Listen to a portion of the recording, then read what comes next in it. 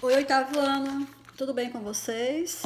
Então, o tema da nossa aula hoje é a Revolução Francesa. Ela ocorreu na Europa, no século XVIII, e ela possuía três pilares: liberdade, igualdade e fraternidade. Então, a Revolução Francesa, ela serviu de inspiração para várias outras revoluções ocorridas no mundo, né? Inclusive também de inspiração para diversos movimentos sociais que nós conhecemos, né? Inclusive no Brasil. A Revolução Francesa ela ocorreu no século XVIII, né? O século XVIII na Europa, tá? Ainda no absolutismo, lembra do absolutismo? E aí a Europa, né? A França de Luís VI, o rei Sol, o rei do luxo, né? O rei de Versalhes, aquele palácio exuberante onde a corte francesa e o clero vivia. E aí como é que estava a França nesse período? A França ela vivia ainda no período feudal. Ela tinha uma estrutura agrária, tá? E se baseava praticamente na agricultura. Tinha ainda aquela estrutura feudal, enquanto outros países da Europa, como por exemplo a Inglaterra, já havia entrado na industrialização. A Inglaterra que acumulou recursos, né? Que tinha uma disponibilidade de recursos naturais para se inserir na industrialização da época, já estava bem avançada. Já a França mantinha aquela sua antiga estrutura. E a França, nesse período, ela era composta por três classes sociais, basicamente. Resumindo, então nós tínhamos o clero, tá? Que ficava no primeiro estado, tá? Que era composto pelo clero, pelos bispos, né? Os religiosos da alta patente da Igreja Católica. Tinha o segundo estado, que era composto pela nobreza, e essa nobreza ela era dividida em três tipos, como se isso não bastasse, ainda tinha essa complexidade. Havia os nobres que eles viviam de rendas, que eram chamados nobreza cortesã. Ela era paga, ela recebia uma pensão, ajuda de custo para ficar ali, né? Frequentando as festas do rei Luís VI, para ficar fazendo companhia ao rei e circular pelos salões de Versalhes. Ó, que coisa boa, né? E a nobreza provincial, que era uma nobreza já falida, que não tinha tantos recursos financeiros, mas que precisava estar ali naquele ambiente, frequentando aqueles salões, né? Porque de repente poderia até firmar um acordo, né? Ou novamente cair nas graças do rei e se reerguer economicamente, né? Tinha também um outro tipo de nobreza, que eram os nobres de toga. Esses realmente eram os nobres que tinham dinheiro. Geralmente burgueses, que conseguiram acumular riqueza com seu trabalho, tá? Comerciantes, mas não eram de linhagem nobre, mas precisavam desse título para ascender socialmente, né? A gente lembra que a França era a França do luxo, né? A França do glamour, e as pessoas precisavam, né? Estarem glamourosas, estarem nesses ambientes e frequentando essa corte.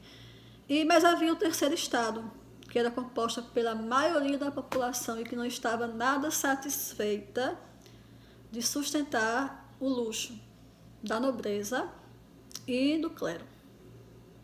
O que é que ocorre? Esse terceiro estado, que era realmente a classe que trabalhava, era composto por comerciantes, era composto, né, também por trabalhadores do campo, e essas pessoas sustentavam o luxo das duas classes anteriores que eu falei para vocês. Então é claro que diante dessa situação, né, social desigual, a população já não aguentava mais, né, essa injustiça social, e resolveram se juntar e criar um movimento de libertação da França.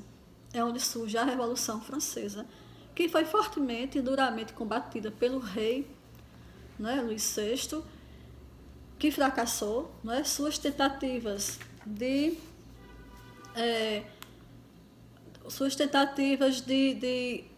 aniquilar a revolução não deram certo, né? E o que é que ocorre? A Assembleia Constituinte ela foi instalada, o rei tentou, é claro, dissolvê-la e não obteve sucesso, porque era um movimento natural, era um movimento que emergiu do povo, né?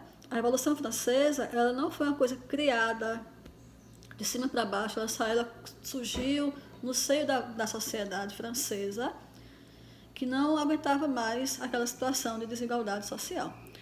E aí, a Revolução Francesa, ela traz a Declaração dos Direitos do Homem e do Cidadão. Veja bem, é do homem e do cidadão, né? Eu creio que as mulheres estavam inclusas também nessa declaração, porém, não são mencionadas, né? Mas subentende-se que estavam. E aí, essa Declaração dos Direitos do Homem e do Cidadão serviu, inclusive, de inspiração para a Declaração dos Direitos Humanos, que foi criada pela ONU. Então, o que é importante a gente assimilar, tá, dessa questão?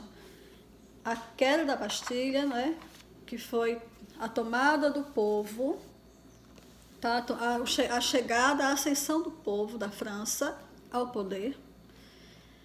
O povo tinha como lema liberdade, igualdade e fraternidade, né? A causa foi principalmente a questão das injustiças sociais daquela época, que a situação em que a França estava inserida, e era uma França basicamente agrária, ainda no sistema feudal, tá? onde parte da Europa, a vizinha Inglaterra inclusive, estava já entrando no processo de industrialização.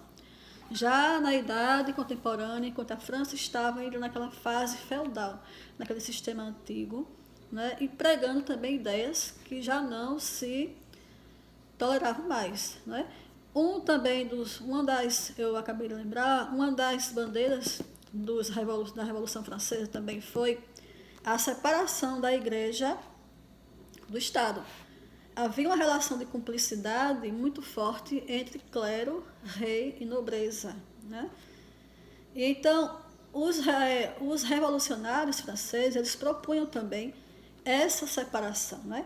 Eles sugeriam que o clero fosse cuidar da parte espiritual, né, em busca de quem quisesse que o seguisse, e que o rei, de fato, fosse tomar conta do Estado. Não mais o rei, claro, né, porque eles estavam querendo derrubar o absolutismo do rei, né, aquele autoritarismo dele. Eles queriam tirar o poder que estava concentrado nas mãos do rei para que fosse para uma Assembleia Constituinte, onde parlamentares poderiam decidir o destino dos franceses. E assim acreditava-se que o povo chegaria ao poder. Uma coisa que é interessante a gente pensar, né, sempre está reportando para a nossa atualidade, o que é que mudou de fato na França. A Revolução ela foi importante porque ela acabou com o absolutismo, claro, né? Teve a questão também da separação da Igreja Católica do Estado, diminuiu um pouco a sua influência, não tanto, mas diminuiu um pouco. Mas a população pobre, de fato, ela continuou pobre. Eu não estou desmerecendo a Revolução, que é uma revolução histórica que trouxe muita inspiração para o resto do mundo, né? Para a Revolução, para a independência dos Estados Unidos, para a gente aqui no Brasil, alguns movimentos, né?